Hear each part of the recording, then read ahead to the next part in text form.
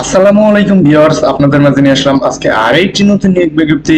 চট্টগ্রাম বন্দর কর্তৃপক্ষ বন্দর ভবন 4100 নিয়োগ বিজ্ঞপ্তি। চট্টগ্রাম বন্দর কর্তৃপক্ষ এর রাজস্ব খাতভুক্ত নিম্মুক্ত স্থায়ী শূন্যপদ পূরণের নিমিত্তে বাংলাদেশের প্রকৃত নাগরিকদের নিকট হতে অনলাইনে দরখাস্ত আহ্বান করা যাচ্ছে। তো সরকার এবং বেসরকারি চাকরি প্রত্যাশী ভাই বোনেরা যারা এখনো আমাদের জব স্টোরি বিডি চ্যানেলটি সাবস্ক্রাইব করেন নাই, আশা করি সাবস্ক্রাইব করে পাশে থাকা বেল আইকনটি বাজিয়ে রাখুন, যাতে করে সবার আগে আমার ভিডিওটি আপনার কাছে পৌঁছায়। তো চলুন আমরা মূল ভিডিওতে যাচ্ছি।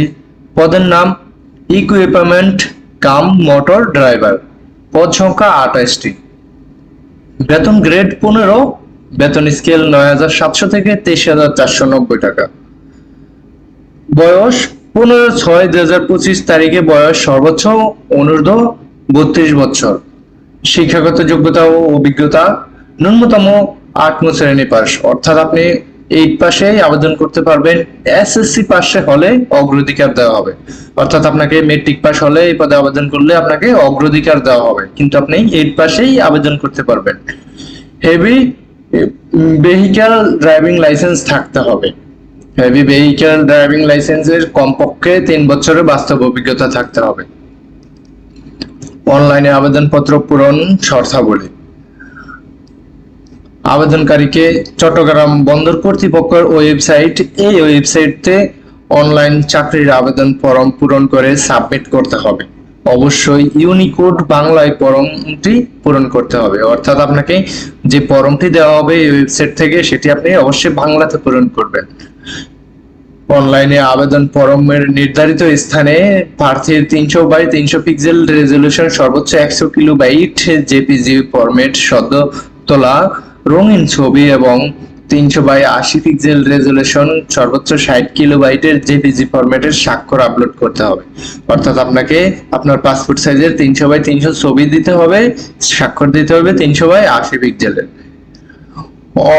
অনলাইনে আবেদন ফর্ম সাবমিট করার পর পে নাও অপশনে ক্লিক করে প্রার্থীকে অনলাইন ফি জমা দিতে হবে।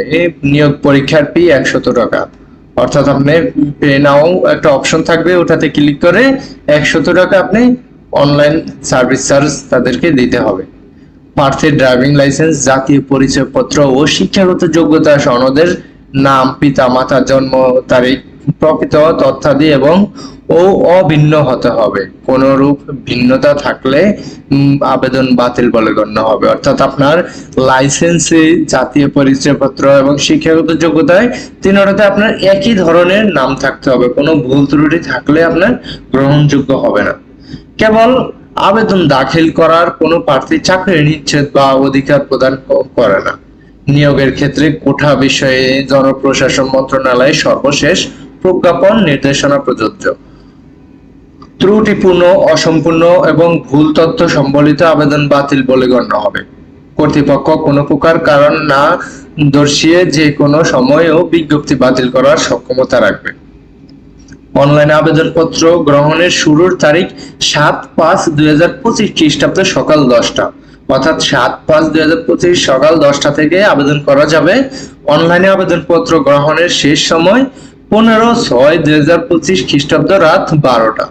এই তারিখে শেষ হয়ে যাবে অনলাইনে ফি জমা দানের শেষ তারিখ, অর্থাৎ যে 100 টাকা পে অর্ডার করতে হবে, পে নাও করতে হবে, সেটা 16/6/2025 খ্রিস্টাব্দ তারিখের ভিতরে আপনি পে নাও করতে হবে। তো ভিডিওটা আজকের এই পর্যন্ত শেষ করলাম। কিছু বুঝতে অসুবিধা হলে কমেন্ট করতে পারেন, আশা করি আপনাদের কমেন্টের রিপ্লাই দিব সাথে সাথে। তো ভিডিওটা ভালো লাগলে একটা লাইক, কমেন্ট এবং শেয়ার করতে ভুলবেন না। ওকে, ভালো থাকবেন, সুস্থ থাকবেন, আল্লাহ হাফেজ।